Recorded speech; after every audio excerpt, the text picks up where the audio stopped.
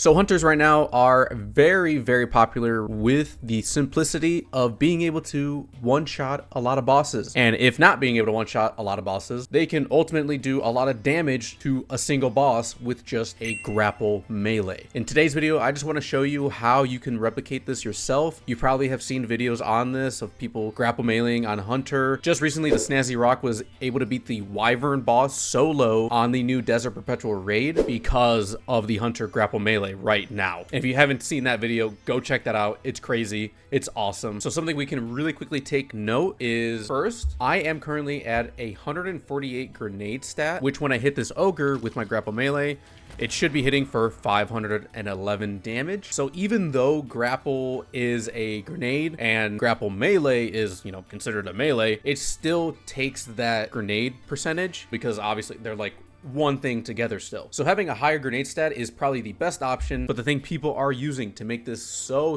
much better is the exotic class item with the perk, specifically Spirit of Verity. Weapon final blows with a damage type matching your grenade, that being your grapple, grants a stacking grenade damage bonus and improved grenade regeneration. So granting a stacking grenade damage bonus is still granting bonus damage to your grapple melee. For the other spirit perk, I highly recommend Spirit of Inmost Light. It helps and synergizes well with when you're using all your abilities, recharging back fairly quickly as well. So with Spirit of Verity, using a weapon that matches the grenade ability, we have the Navigator here, we have the new Festival Flight grenade launcher, and especially the Mint Retrograde Rocket Pulse Rifle, which is very good. When you get one kill, you'll see death throws on the left side of my screen. You'll get one stack for one kill. So I'll get another kill, that's 2 stacks. Third, that's your 3, 4, and 5. You got max right there. So again, the damage that we saw with grapple melee just by itself was 511, and at 5 stacks we are going to be hitting here at about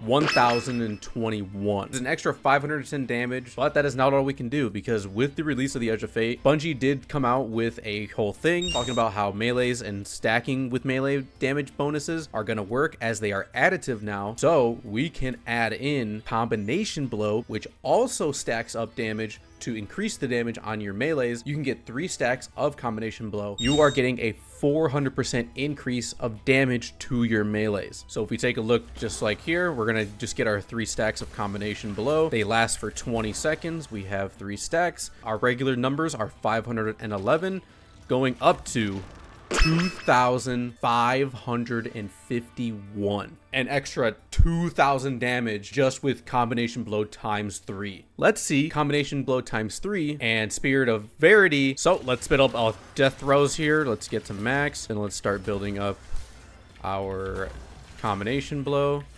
Make sure our death throws is still up. We have everything. We are going to be hitting. Nope.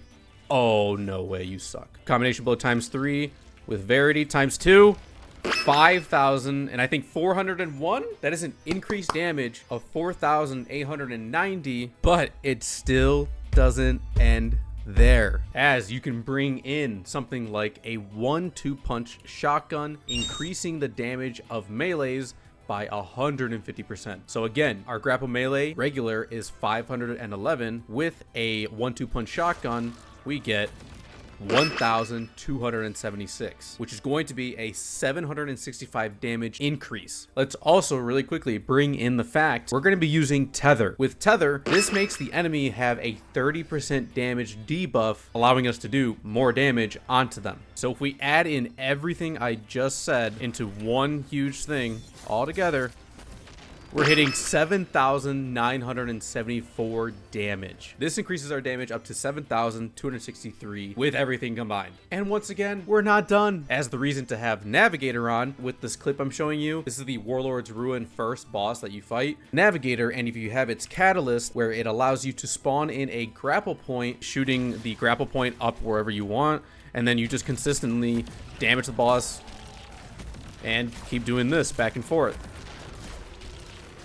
With a bigger boss, it's obviously way easier to hit your with your shotgun for 1-2 punch to activate, it gets really enjoyable to honestly do that. And it felt really good to be able to solo that boss with just Grapple Melee because of just the back and forth feels really nice. It feels very rewarding in a way. Go definitely try this yourself. If you're a Hunter main, go learn this, especially if you do have the Navigator with its catalyst. You will need the catalyst because that's the only way you can make the grapple points. But again, it is a ton of fun. I'll show here really quick too with the prismatic subclass. For aspects, we're going to be using Stylish Executioner, and with Stylish Executioner, it doesn't say it, but when you are invisible, your melee does do additional damage as well. On this champion, a regular Grapple Melee is 154 without a stun, but if I get myself invisible, go for a grapple, it goes 358. And just to show you all of this in action with literally everything, so let's get all our combination blow stacks, our Verity stacks. We're gonna go for a tether,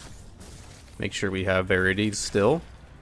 We're gonna kill one of these guys, get invis, and boom. As you can see, even without 1-2 punch shotgun, I forgot to 1-2 punch the guy. It was able to kill an unstop that wasn't stunned, and it hit for about over 3,000 damage. And the second is going to be Winter Shroud. This is just honestly going to help with the neutral game where you put on Facet of Courage. Your Arc, Solar, and Void abilities deal increased damage to targets afflicted with Darkness debuffs. They also did buff Facet of Courage, so now it does 50% extra damage. So with just your first melee on an enemy, we see 162. But then we give this target a Darkness debuff and then go for a melee, we get 243. So that again is just going to be for when you're getting your combination blow stacks, your neutral game of just hitting around enemies that don't really need the Grapple Melee, but you're just building up everything else. With the other fragments, I also have on Facet of Devotion, Facet of Sacrifice, and Facet of Protection, but not for the purpose of what they can do. It's honestly more of the purpose of the extra melee, the melee stat I get from Devotion,